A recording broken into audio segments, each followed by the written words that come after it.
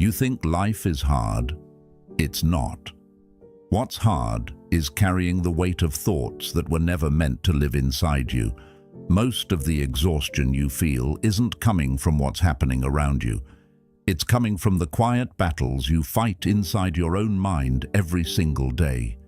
The pressure to keep up, the constant overthinking, the fear of falling behind, the unspoken belief that you should be doing more, being more, becoming more, all while never quite feeling like you're enough. And if that sounds familiar, you're not alone. It's about learning how to steady yourself when the world feels unstable, how to stop leaking your energy into things that don't deserve it, and how to build a kind of inner strength that doesn't collapse when life gets loud.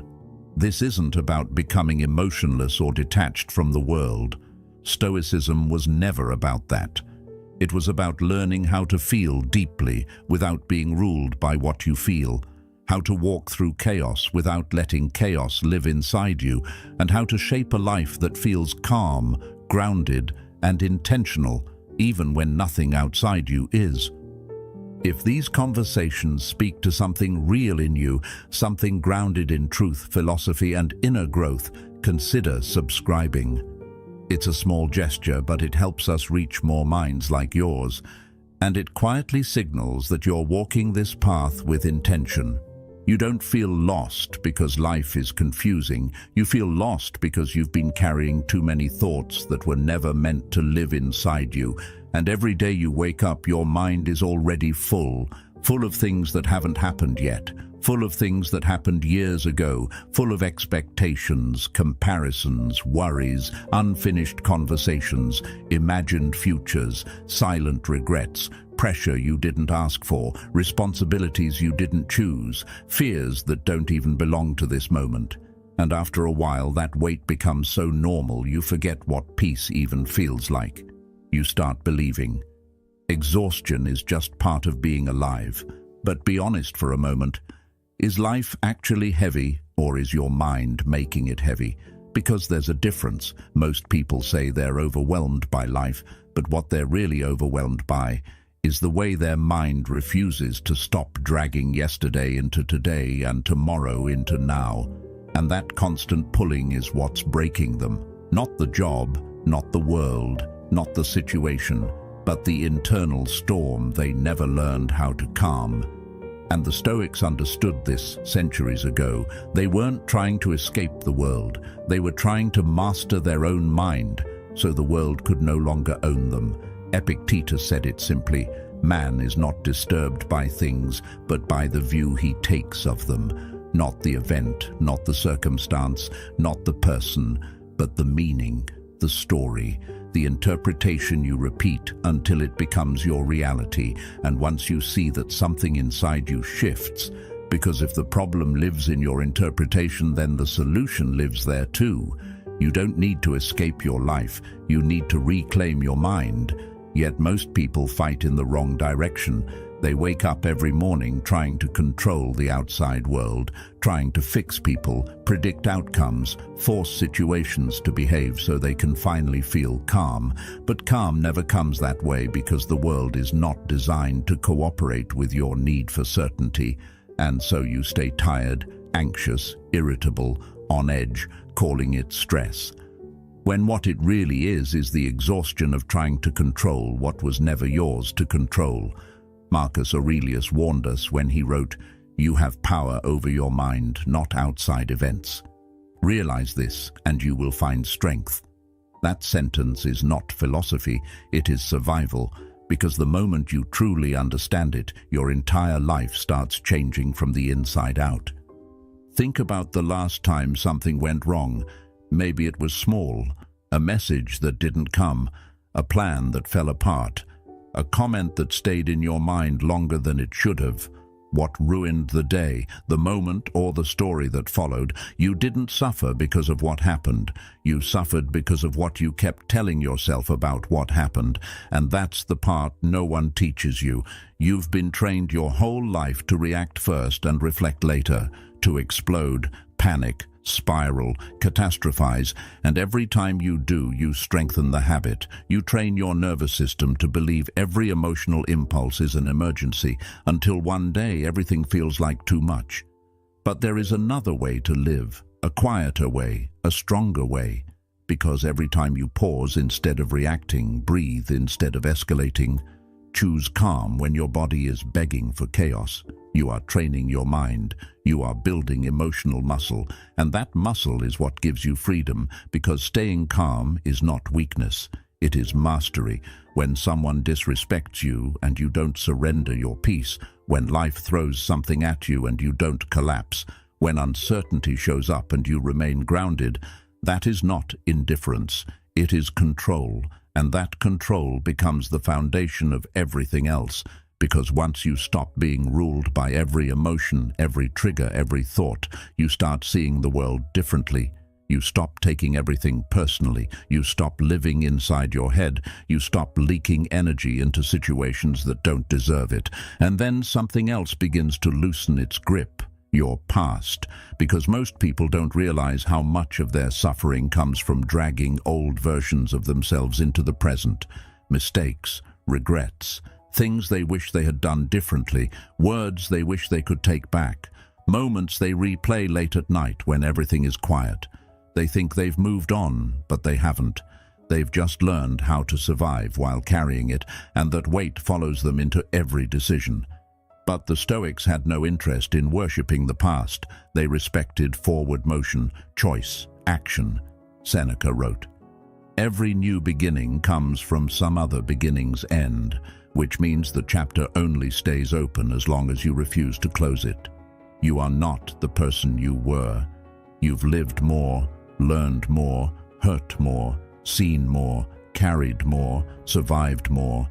And the fact that you're even listening now, the fact that you care about becoming better, means you've already outgrown the version of yourself you keep judging.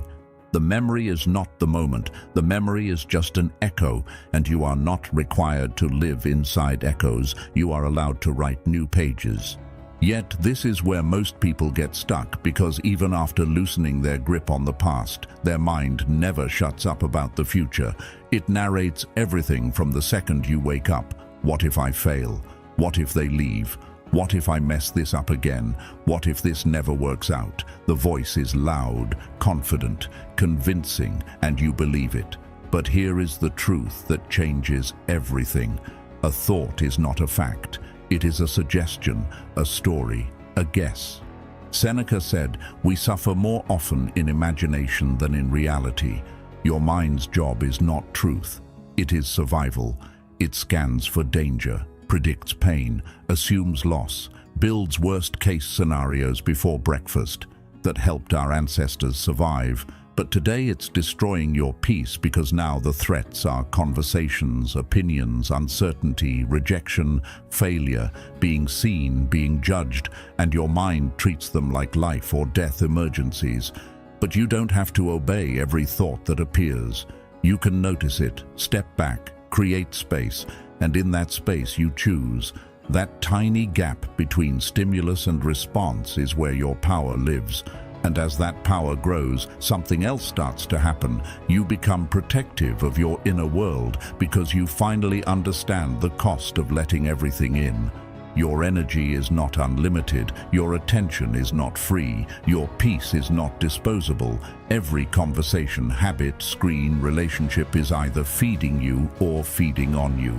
Negativity doesn't always scream. Sometimes it scrolls, sometimes it complains, sometimes it drains you quietly until you don't recognize yourself. Protecting your energy is not selfish, it is self-respect, Epictetus warned. If someone succeeds in provoking you, realize that your mind is complicit in the provocation. Power returns the moment you stop handing the keys away. And once you begin choosing what enters your mind, your life starts changing from the inside out. And once your life begins changing from the inside out, you start noticing something most people miss. The world itself doesn't become calmer, you become steadier. The storms don't disappear, you simply stop drowning in them. You stop needing every situation to go your way in order to feel okay, because you finally understand the difference between what is happening and what you are doing with what is happening. And that difference is everything, because when someone disrespects you and you do not hand them your peace, you have already won. When plans fall apart and you do not collapse, you have already won. When uncertainty shows up and you choose to stay present instead of panicking about what might happen next, you have already won, and that is what real power feels like. Quiet, stable, unshakable, not loud, not dramatic, not performative, but rooted so deeply inside you that nothing outside can easily reach it. And from that place you start living differently. You start moving slower but with more purpose. You start listening more than reacting. You start choosing your battles carefully because you finally see how expensive your energy really is, how every reaction costs you something, how every argument drains you, how every emotional spiral steals hours of your life that you will never get back. And once you see that, you stop spending your peace on things that cannot afford it. You stop giving your mind to people who have not earned access to it. You stop explaining yourself to those who have already decided not to understand you, and you stop feeding stories that only exist to keep you stuck. And as you become more deliberate with your energy, something else becomes clear. Most of your suffering was never necessary. It was optional, created by habits of thought you were never taught to question, patterns of reaction that were never examined, emotional loops that were never interrupted. And once you interrupt them, even slightly, everything begins to shift, because the first real act of self-respect is learning when to stop. Stop replaying the past, stop rehearsing disasters, stop feeding fear, stop negotiating with self-doubt, stop letting every passing thought dictate the direction of your day. And this is where the Stoics were centuries ahead of us, because they trained their minds the way warriors train their bodies. They practiced discomfort on purpose, not to punish themselves, but to become stronger than circumstance. They welcomed hardship because they understood that comfort makes the mind soft and softness breaks under pressure. Marcus Aurelius would remind himself every morning that the day would bring difficulty, not to dread it, but to prepare for it. Because preparation removes fear. And when you stop wishing for life to be easy and start training yourself to be strong, you stop living like a victim of events and start living like a participant in your own becoming. And from that moment on, every challenge becomes a teacher, every setback becomes a lesson, every painful moment becomes a tool shaping you into someone life cannot easily destroy. But here is the part most people avoid. Growth does not feel good at first. It feels awkward, uncomfortable, unstable. It feels like standing on ground that has not yet become solid. It feels like letting go of old versions of yourself before you are fully certain of the new one, and many people retreat at this stage. They go back to familiar suffering because unfamiliar growth is terrifying. But if you stay, if you keep moving forward, even when you do not fully recognize who you are becoming, something remarkable happens. You start trusting yourself again. You start realizing that you are capable of handling far more than you ever believed. You start seeing that strength is not something you are born with. It is something you build moment by moment, decision by decision, response by response. And when you look back, you will not remember the pain. You will remember the power that came from choosing discipline over distraction, patience over panic, presence over projection. And this is where your life truly begins to transform, not when the world changes, but when you finally do. And once that transformation begins, you start noticing how deeply the present moment has been neglected in your life, how often you were physically here but mentally somewhere else, replaying old conversations, rehearsing future problems, living in memories or in predictions, rarely in the only place life is actually happening. And that realization alone can feel unsettling, because it shows you how much of your life has passed through your fingers unnoticed. Not because it wasn't meaningful, but because you were never fully inside it. And this is where another shift takes place. because when you finally come back to now, truly now, the noise begins to fade, the mind becomes quieter, not empty, but steadier, and suddenly you are no longer rushing through your days waiting for something to finally arrive. You understand that this moment is the arrival, that this breath, this heartbeat, this decision is the foundation of everything that follows. Marcus Aurelius understood this when he wrote that you could leave life right now, and that realization should shape the way you think and act, not as fear, but as clarity. Because when you stop assuming you have endless time, you stop postponing your life, you stop delaying your growth, you stop treating today as something you must survive in order to reach tomorrow, and you begin to treat today as something you must honor, and from that place you start living with intention, choosing your actions carefully, speaking with purpose, listening more deeply, loving more honestly, and the more present you become, the more powerful you feel, not because life becomes easier, but because you are no longer absent from it. With that presence comes something else that most people never learn to build: patience. Not the passive kind that waits and hopes, but the disciplined kind that understands real progress happens quietly, slowly, invisibly at first, like roots growing beneath the surface before anything ever appears above it. And when you start living this way, you stop demanding immediate results. You stop quitting when change feels slow. You stop measuring your worth by short-term outcomes, and you begin trusting the process of your own becoming. The Stoics respected this deeply. They understood that no tree grows overnight, that no mind becomes strong in a single moment, that no life transforms without time and repetition, and so they practiced consistency. They showed up daily even when they did not feel like it. They trained themselves to keep moving forward even when motivation faded. Because discipline does not depend on feeling ready, it depends on deciding that your future is worth the discomfort of your present. And when you make that decision, something inside you stabilizes. You no longer panic when things take longer than expected.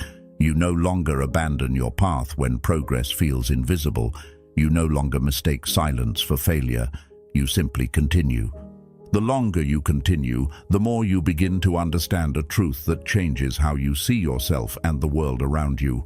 Your worth was never meant to be measured by the approval of others, the attention of the crowd, or the noise of external validation, because the moment you place your self-worth in someone else's hands, you surrender control of your inner world. You become dependent on reactions you cannot govern, and that dependence is fragile, exhausting, and ultimately painful. But when you learn to validate yourself, when you learn to look in the mirror and say, "I am proud of who I am becoming," even when no one is watching, something powerful takes root. You stop performing, you stop comparing, you stop shrinking yourself to fit into expectations that were never meant for you. You start building your life quietly, steadily, honestly, and from that place, your confidence stops being something you try to show and becomes something you simply are. And as that confidence deepens, you begin to notice how your relationship with control has quietly shifted, how you no longer chase it the way you once did, no longer cling to outcomes, no longer feel the need to force every situation into your preferred shape, because somewhere along the way you realized that real control was never about controlling life. It was about mastering yourself within life, and that realization changes the way you move through the world. You stop micromanaging what you cannot command and start directing what you can, your thoughts, your actions, your responses, your next step. And when life throws uncertainty at you, as it always will, you no longer collapse into fear. You steady yourself in the only place that matters, the present. And from that place, your decisions become clearer, your reactions slower, your choices wiser, because you are no longer fighting reality, you are working with it. And that cooperation between your mind and the moment is what creates peace, not the absence of problems, but the presence of inner stability. From that stability comes another realization that quietly reshapes everything, that your mind has been trained for years to look outward for reassurance, for validation, for proof that you are doing well, for confirmation that you are enough, but that endless search leaves you hollow because no amount of applause can ever replace self-respect, and no crowd can build the kind of confidence that comes from knowing you are living in alignment with your values. And once you understand that, you stop chasing approval and start building character. You stop performing for the world and start living for yourself. You stop measuring your life by how it looks and start measuring it by how it feels inside your chest when you wake up in the morning. And slowly, almost without noticing, you begin to respect yourself in ways you never did before. You honor your boundaries, you protect your time, you choose your company carefully, and that self-respect becomes the foundation upon which everything else rests. Because when you respect yourself, you teach the world how to treat you. And as your self-respect grows, so does your discipline, not the rigid kind that punishes, but the steady kind that protects, the kind that wakes you up when your future is calling, the kind that keeps you moving when your excuses are begging you to stop, the kind that whispers you are capable when doubt tries to convince you otherwise. Discipline becomes the structure that holds your life together, the quiet agreement you make with yourself every day to keep showing up, to keep choosing growth over comfort, to keep building the version of you that tomorrow will depend on. And when that discipline becomes part of who you are, freedom stops being something you chase and becomes something you live, because you are no longer a prisoner of impulse, distraction, or circumstance. You are the architect of your own becoming. When you finally become the architect of your own becoming, you start to understand something that quietly reorders your entire life, that nothing meaningful grows without discomfort, that every version of yourself you admire was built through moments they did not want to endure but chose to anyway. And that truth removes the illusion that life is supposed to be easy, because easy never built anything worth keeping. Comfort never created courage, and safety never produced greatness. The Stoics knew this deeply, which is why they did not run from hardship. They trained for it, they leaned into it, they treated difficulty as a sharpening stone for the soul. And when you adopt that mindset, you stop asking why this is happening to me and start asking, what is this trying to teach me? And that question alone transforms pain into progress, because now every challenge becomes an opportunity to strengthen the very part of you that life keeps testing. And as you walk this path, something else becomes undeniable. Your attention is the most valuable thing you own, yet you have been giving it away as if it were worthless, scrolling through lives that are not yours, engaging in arguments that do not matter, replaying conversations that are already over. And every time you do, you lose pieces of yourself that you will never get back. But once you see the cost clearly, you stop wasting it. You begin guarding your mind the way you would guard something precious, because it is. Your focus shapes your future. Your thoughts become your habits become your character, and your character becomes your destiny. And when you truly understand that chain, you stop treating your mind like a playground and start treating it like sacred ground. With that reverence for your inner world comes one of the hardest truths to accept: that no one is coming to save you, no perfect moment is going to arrive, no external force will suddenly fix your life. The responsibility is yours, and it always has been, but instead of crushing you, that responsibility becomes your liberation. Because if your life is in your hands, then so is your power, and in that realization you stop waiting for permission. You stop postponing your growth. You stop telling yourself you will begin tomorrow, and you finally begin now, right here, in this breath, in this decision, in this moment. And that is where everything starts to change. As everything begins to change, you start noticing how differently you experience the world when you are no longer rushing through your own life, when you are no longer trying to escape the present, when you are no longer postponing your peace, because the moment you stop waiting for something better and start working with what is, life becomes surprisingly rich. Even in its simplicity, you hear yourself think more clearly, you feel your body more honestly, you respond instead of react, and that subtle shift is the beginning of wisdom. The kind of wisdom that does not shout but steadies you from the inside, and from that steadiness you become more patient with yourself. You stop punishing yourself for being human, you stop expecting perfection, you begin respecting the process of your own growth, because you finally understand that becoming who you are meant to be is not a race. It is a practice, a daily conversation between who you were and who you are choosing to become. In that practice, you start to recognize patterns you never noticed before, how certain thoughts always appear when you feel behind, how certain fears rise when you are about to step forward, how your mind tries to pull you back into what is familiar even when it is painful, because familiarity feels safer than uncertainty. But now you see that pattern for what it is, not a command, not a prophecy, but an old survival habit. And once you see it clearly, you stop obeying it blindly. You question it, you choose differently, you step forward even when your hands are shaking, and that is how courage is built. Not in moments of confidence, but in moments of fear that you refuse to surrender to.